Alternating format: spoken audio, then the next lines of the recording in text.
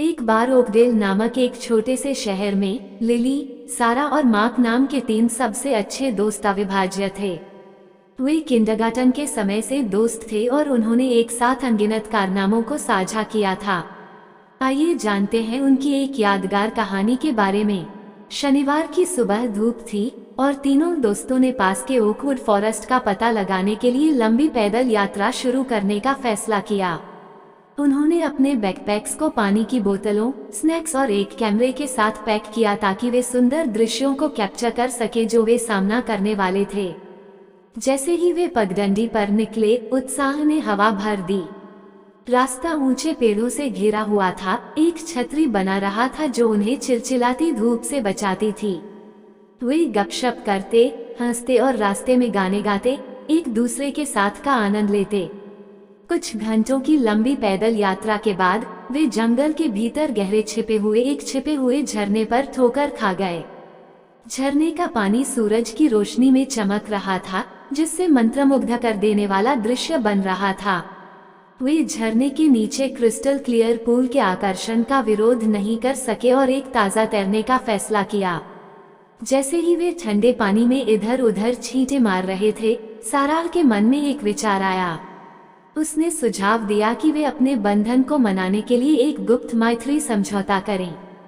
समझौते में उनमें से प्रत्येक को भविष्य के लिए अपने सपनों और आकांक्षाओं को साझा करना शामिल होगा। उत्साह से वे योजना के लिए सहमत हुए। वे झरने के पास चट्टानी किनारे पर इकट्ठे हो गए, उनके गीले कपड़े उनके शरीर से चिपक गए और अपने सपने साझा करने लगे। लिली ने कला के प्रति अपने जुनून को व्यक्त किया और बताया कि कैसे वह किसी दिन एक प्रसिद्ध चित्रकार बनने की ख्वाहिश रखती हैं। मार्क ने प्रकृति के प्रति अपने प्रेम और ग्रह की रक्षा के लिए पर्यावरणविद बनने के अपने सपने को साझा किया।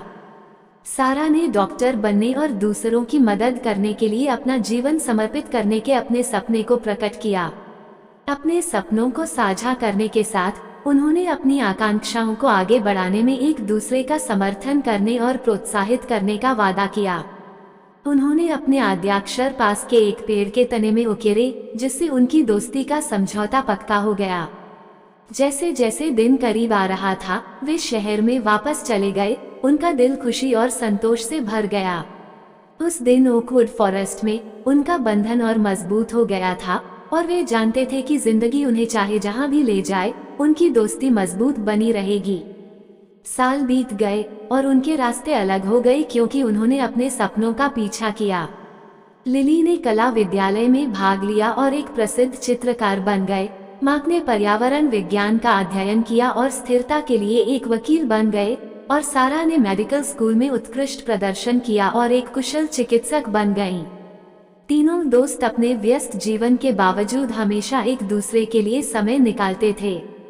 वे छुट्टियों के दौरान मिलते थे, ओकवुड फॉरेस्ट की अपनी लंबी पैदल यात्रा की याद दिलाते थे और एक दूसरे के प्रयासों का समर्थन करना जारी रखते थे।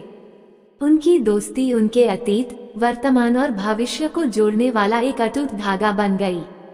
और इसलिए लिली, सारा और मार्क की कहानी सच्ची दोस्ती की शक्ति के लिए एक वसीयतनामा के रूप में खड़ी है, एक ऐसा बंधन जो समय और दूरी की कसौटी पर खरा उतर सकता है।